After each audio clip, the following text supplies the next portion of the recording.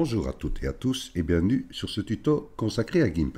Alors nous voilà de retour sur le GIMP 2.10.18. Alors, des petites nouveautés, mais ici vous voyez que j'ai créé un calque de couleur noire avec quelques calques qui sont en dessous. Mais nous allons voir ça par la suite.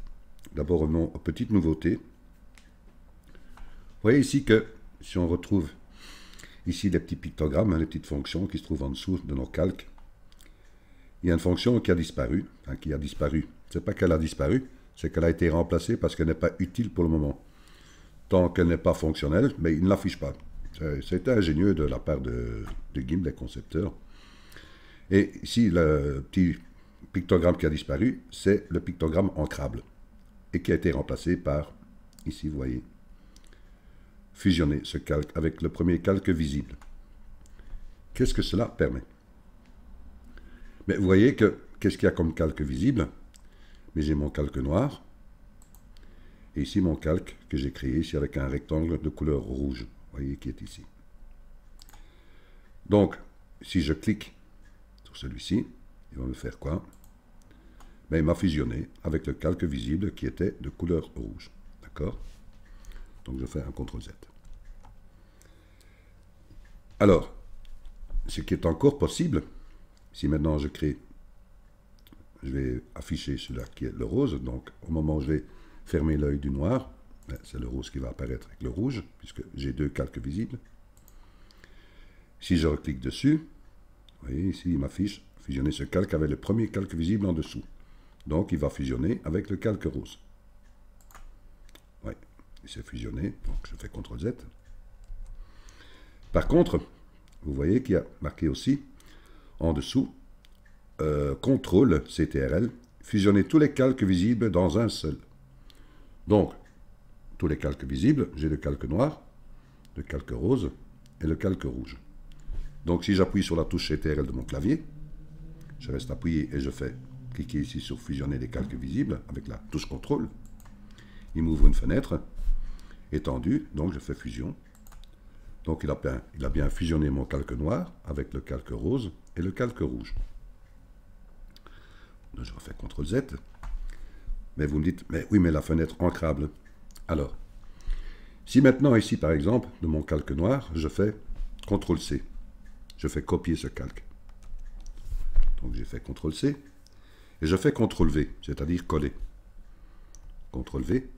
J'ai une sélection flottante qui apparaît, et automatiquement, GIMP, les concepteurs, ont créé maintenant la fonction ancrable. Si elle n'était pas utile auparavant, donc, il l'avait fait supprimer et la remplacer par fusionner, ce qui est très intéressant. Donc, vous voyez ici maintenant, soit je peux fusionner, enfin, je peux l'ancrer dans mon calque noir. Si je fais cela, il va bien l'ancrer dedans, donc il ne fera plus qu'un calque. Vous voyez, je fais CTRL Z. Si, parce qu'il me donne que plusieurs fonctions, il me donne, vous voyez ici en vert, j'ai ancrable, et ici j'ai créé un nouveau calque. Ou bien je peux supprimer. Voilà les possibilités qu'il me donne. Les autres ne peuvent pas les employer, ils ne sont pas mis en vert. Donc si maintenant je crée ici un calque, voilà, il a bien créé un calque, il a dupliqué en fait, comme s'il l'aurait dupliqué. Mais là, à ce moment-là, je peux maintenant faire fusionner avec le calque qui est en dessous. Il redevient à nouveau avec un calque. Vous voyez bien la différence. Voilà déjà une bonne chose. Alors, qu'est-ce qu'il y a encore comme petite nouveauté? Mais nous allons prendre par exemple une brosse. Voilà une brosse, je suis dans les brosses, je vais prendre la couleur blanche. Vous allez voir, ici nous pouvons jouer sur les tailles. Vous voyez? Soit, vous voyez, au moment où je bouge mon curseur change. Je peux jouer ici avec, justement, en restant appuyé avec clic gauche de ma souris, je peux jongler avec la taille. Et je prends 278. Et ce qui a été changé aussi par rapport aux brosses, c'est la fluidité. C'est-à-dire que, en plus, il apparaît nettement, mieux qu'auparavant. Et au moment où vous allez peindre, vous avez plus de fluidité dans votre brosse. Vous voyez? Donc je fais CTRL Z. Voilà. Ce que vous pouvez faire, aussi, c'est en venant avec votre curseur sur votre taille. Vous allez voir que c'est très intéressant. Je peux jouer avec la roulette de ma souris. Si je joue avec la roulette de ma souris, vous voyez, il jongle avec les unités. Voyez, 287, 89, 290, voilà, ainsi de suite, juste la roulette. Si j'appuie maintenant sur la touche majuscule de mon clavier, je reste appuyé, et je viens toujours avec mon curseur au moment où il change, je reste appuyé sur la touche majuscule, il change les décimales. Vous voyez ici, ben juste les unités là, voyez. Si j'appuie maintenant sur la touche CTRL de mon clavier, et je viens avec mon curseur, vous voyez, il fait les dizaines. Si je lâche tout, je peux jongler ici. Avec juste un clic gauche de ma souris, je reste appuyé et je peux jongler. Ce qui est intéressant, justement, avec cette roulette, elle ne s'adapte pas uniquement sur les tailles, elle s'adapte même sur les proportions. Je peux jouer ici avec les proportions, juste avec la roulette.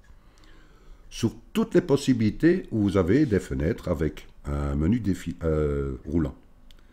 Vous en avez ici, vous voyez. Donc, c'est-à-dire, au moment où vous allez jongler avec votre roulette, ça va pouvoir s'adapter. Mais vous avez ça ici, exactement, sur l'opacité. Vous voyez, je peux jouer avec l'opacité. Je peux jongler ici avec les modes. Tout ce qui a une fenêtre avec un menu déroulant, il pourra le faire avec juste la roulette de votre souris. Ça peut être très intéressant pour beaucoup de choses. Hein. Donc vous avez ici par exemple, vous voyez même votre souris, enfin les brosses. Oui, je vais juste défiler avec la roulette de ma souris. Vous avez ici dans les modes aussi, vous voyez, là, et ainsi de suite. Vous l'avez aussi exactement dans votre dossier ici, outils. Vous voyez. Tout ça peut être très intéressant. Ce que nous avons aussi, c'est que c'est vrai que je ne pense pas que j'en ai parlé. C'est par rapport, ici, vous voyez, lié à la brosse par défaut. Ça peut être intéressant. Je vais vous expliquer pourquoi. Je vais prendre par exemple une brosse ici, voilà, je vais l'augmenter. Je vais la prendre à 200. Voilà, je fais un petit dessin. Et je vais ici lier la brosse par défaut. Au moment où je vais cliquer sur la petite chaîne, vous voyez, ils sont mis en noir ici. Si je clique, elle va légèrement s'éclaircir. Qu'est-ce qui va se passer par rapport à ça? Ben, la mesure que j'ai donnée, c'est-à-dire 204, elle va s'adapter pour toutes les brosses. C'est-à-dire que si je vais cliquer sur une autre brosse, je vais chercher une autre brosse, une brosse que nous avons employée auparavant. Je vais prendre par exemple celle-ci. Vous voyez, elle s'est mise à 204 aussi. Ce qui est intéressant, mais là je peux encore jouer par usure, par exemple. Vous voyez, une brosse que nous avons vue auparavant sur un des précédents tutos. Pourquoi? Parce que si je mets la taille par défaut de cette police, enfin de cette brosse, en cliquant ici, réinitialiser aux valeurs par défaut. D'abord, je vais enlever la chaîne. Voilà. Vous pouvez cliquer ici aussi, hein. Rétablir la taille par défaut de la brosse. Ici, ça va réinitialiser que la taille. Ici, bien sûr, la proportion. Et ici, toutes les valeurs par rapport à la brosse. Vous voyez, toutes les options. Donc, si je clique ici, vous allez voir que la taille de ma brosse est à 2500. Et elle met beaucoup plus de temps à s'enregistrer. Vous voyez. Ça, c'est le côté intéressant qui puisse arriver par rapport aux brosses. Alors, revenons à nos moutons. Je vais CTRL Z. Non, je vais aller ici, mon historique. Ce sera peut-être plus simple. Voilà. Je reviens tout par défaut. Qu'est-ce que nous avons aussi? Mais nous avons, naturellement, vous allez voir que c'est quelque chose qui peut être très intéressant. Je vais fermer l'œil de mon calque noir et je vais faire apparaître tous mes autres calques, c'est-à-dire le rouge, un cadre bleu que j'ai créé, un cadre rose et un cadre noir. Vous voyez, je vais créer un calque ici, en dessous, voilà, et je vais le peindre par exemple en blanc, comme ça, ce sera plus clair pour vous. Voilà, voilà. Alors je vais prendre ici par exemple le calque rose. Si maintenant je viens ici avec l'outil de transformation unifiée, si je clique, vous voyez, il prend bien sûr toute la taille ici de mon image. Vous voyez, même si je bouge, vous voyez, j'ai mon curseur qui affiche une croix, je peux déplacer mon calque. Vous voyez, donc je fais un CTRL Z, voilà. Je vais annuler ceci. Bien sûr qu'il a pris toute la taille de ma fenêtre, puisque vous voyez ici, par rapport au pointillé, bien sûr, ce calque a été mis calque aux dimensions de l'image. Donc si je vais revenir avec sa dimension à la base, c'est-à-dire uniquement mon cadre rose, il me suffit d'aller dans calque et de renier selon le contenu. Donc automatiquement que je vais faire ceci, il va mettre en pointillé uniquement mon calque rose. C'est-à-dire qu'au moment où maintenant je vais venir sur ici, mon objet transformation unifiée, que je clique, il va prendre que par rapport à sa fenêtre. Donc, vous connaissez toutes les petites valeurs que nous pouvons jouer ici avec les boutons de commande, mais ce n'est pas encore le but de ce tuto ici. Vous voyez que j'ai toujours mon curseur qui affiche une croix que je peux déplacer mon calque. Et vous voyez qu'au moment où j'ai cliqué sur ce calque, j'ai l'œil de mon calque qui a disparu. Donc, si je fais réinitialiser et que j'enlève, vous allez voir que si j'enlève la fenêtre transformation unifiée, l'œil va revenir. Donc je fais un test. Vous voyez, il revient. Vous me dites, c'est quoi ça, Pierre? Pourquoi? Donc je reclique à l'intérieur. Voilà, je suis toujours ici avec mon objet transformation unifié. Mais vous voyez ici que je vais le déplacer par exemple, de nouveau le déplacer. Malgré qu'il est en dessous du calque noir, il l'affiche au-dessus, vous voyez, parce qu'il prend bien la position ici au-dessus du calque noir. Si par exemple maintenant je fais aperçu composé, au moment où je clique, vous voyez, il réaffiche l'œil et automatiquement il se met derrière le calque noir. Vous voyez, si je fais aperçu composé, vous voyez, ainsi de suite. Voilà, je vais le réinitialiser. Voilà. Vous avez vu qu'au moment où j'ai cliqué sur aperçu composé, je vais, par exemple le désactiver et je le réactive, il m'affiche encore deux fonctions supplémentaires. Aperçu des éléments liés, pardon. Alors, qu'est-ce que je vais lier? Et comment pouvons-nous lier certains éléments? Mais je vais prendre par exemple ici le rose pour le lier. Et si je clique à côté de l'œil, j'ai une petite chaîne qui s'active. Et si j'active cette chaîne avec par exemple mon calque bleu qui est juste en dessous, je clique dessus, voyez. Si je déplace maintenant, vous me dites, ah, j'ai bien chaîné les deux calques. Si je bouge, il n'y a toujours qu'un qui bouge. Vous voyez, initialiser. Par contre, si maintenant je clique sur aperçu des éléments, décidément, des éléments liés, pardon, excusez-moi, là, il va prendre les deux en considération. Vous voyez. Le même jongler avec. Je fais réinitialiser. Voilà une bonne chose. Vous voyez toutes les petites nouveautés que nous pouvons faire ici avec le 2.18. C'est pas fini, il y en a d'autres. Donc faites des essais. Voilà, c'est le but. Alors, que pouvons-nous encore faire? Je vais réactiver mon calque noir. Et ici, celui-ci, voilà, je reviens dessus. Voilà. Nous avons ici un onglet qui est symétrie. Si vous ne l'avez pas, vous cliquez sur la petite flèche. Vous ajoutez un onglet et vous faites... Où est-ce qu'il est, si vous le voyez avant moi. Peinture en symétrie, vous voyez. Donc, vous cliquez dessus et cet onglet va s'ajouter à votre liste d'onglets. Donc ici, vous voyez, symétrie, aucun. Alors, si on clique ici, par exemple, dans le menu déroulant, oups, voilà, vous avez miroir. Vous me dites, c'est quoi ce miroir? Ben, je vais prendre une brosse, par exemple, en blanc. Je vais changer, bien sûr, ma brosse. Hop, voilà. Prendre une brosse dure, voilà. Je suis à 50.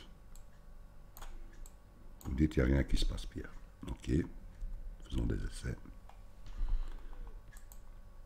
Mosaïque. Ah, vous voyez, vous avez ceci en mosaïque. Ah, c'est intéressant. Mais nous avons déjà vu un tuto. J'avais créé un tuto par rapport justement avec ces peintures en symétrie. Mais ici, il y a une petite nouveauté qui s'est ajoutée. Je vais aller dans Mandala. Au moment où je clique dans Mandala, j'ai ici des guides qui s'affichent automatiquement. Par rapport à ça, oui aussi, ce que je pouvais expliquer par rapport à la taille de vos brosses, vous voyez que mon curseur il change. Si je fais un clic droit,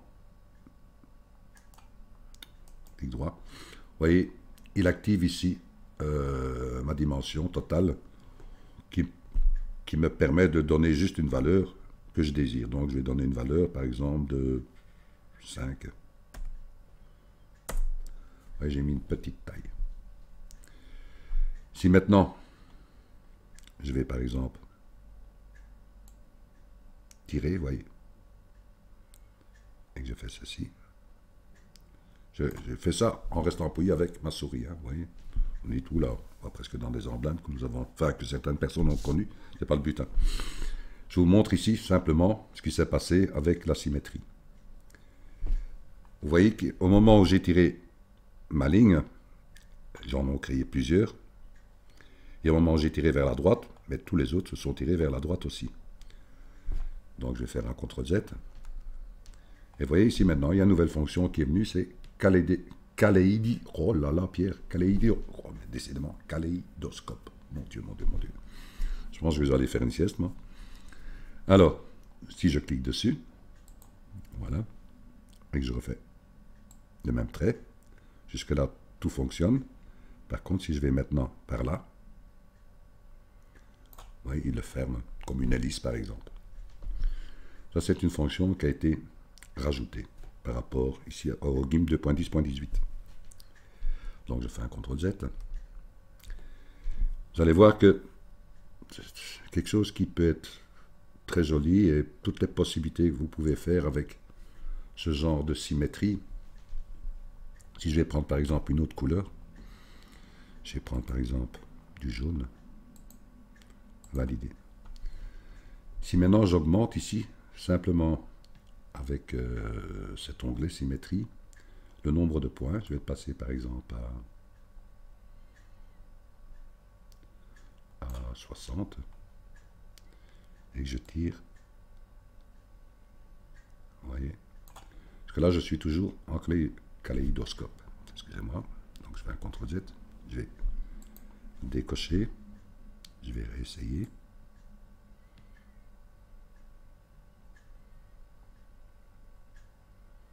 Vous voyez ce que vous pouvez déjà faire. Mais il y a d'autres possibilités. Hein. Donc ici, je vous donne plein de petits exemples. CTRL-Z. Nous avons joué par rapport ici au nombre de points. On peut l'augmenter. Hein. Toujours, bien sûr, comme vous le désirez. Donc, je regarde. OK. Vous avez ici aussi, vous pouvez jouer avec l'espacement. Si j'augmente l'espacement ici à 60.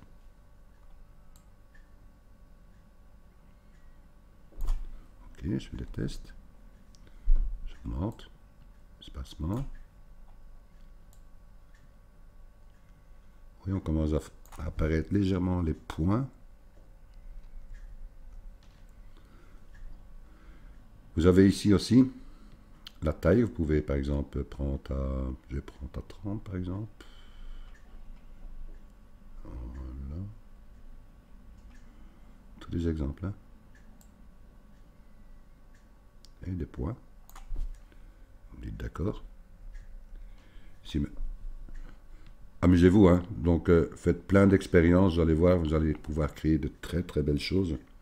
Si maintenant je change par exemple la dynamique, et je vais prendre color form gradient, voilà, j'ai juste simplement changé la dynamique.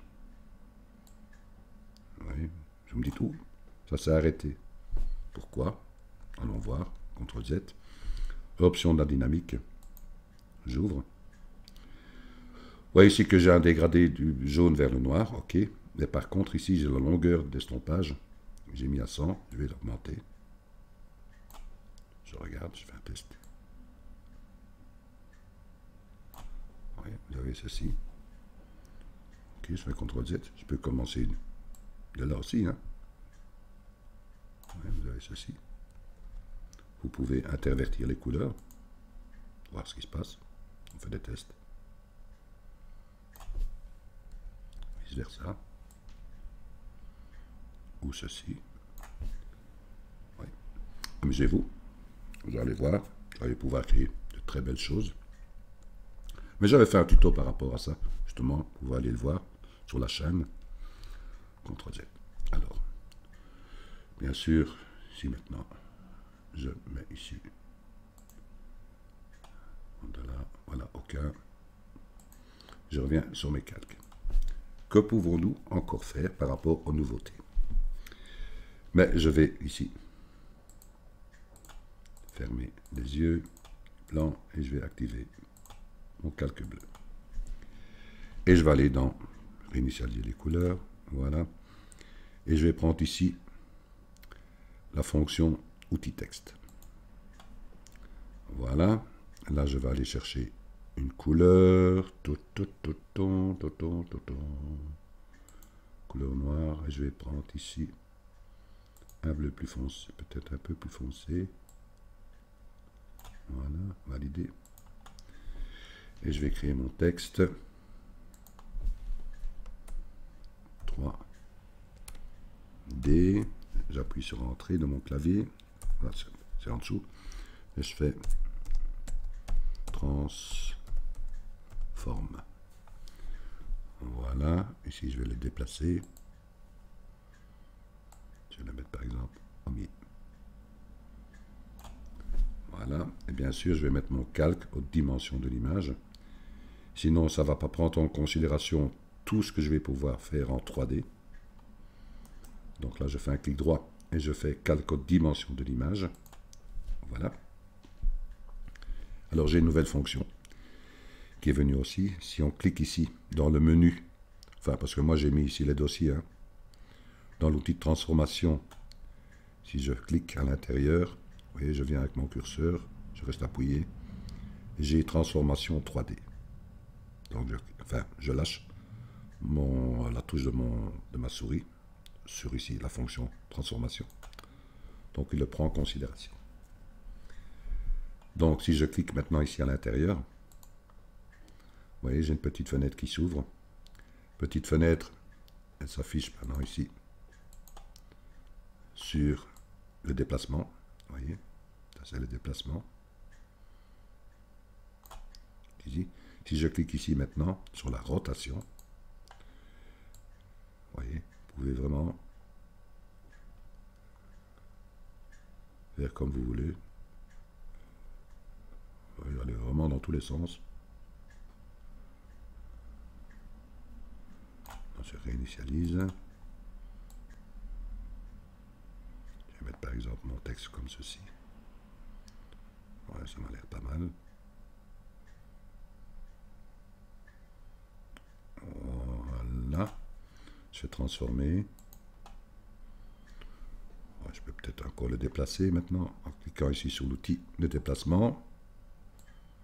Je déplace mon calque. Voilà. Là, je peux même le dupliquer maintenant. Voilà, je mets calque aux dimensions de l'image.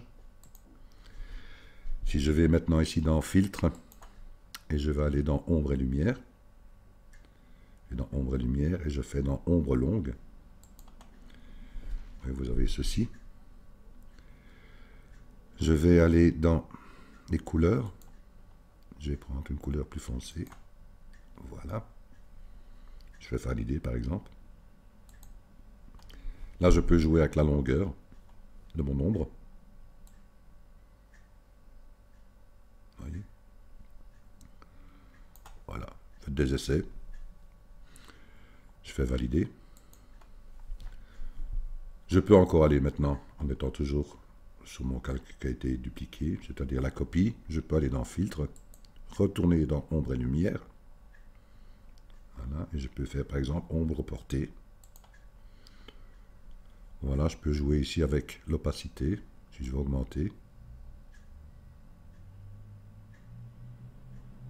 Oui.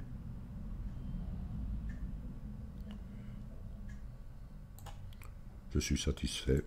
Je fais valider. Vous voyez, ça c'est les petits exemples. Voilà les petites nouveautés qui se sont établies sur le GIMP 2.10.18.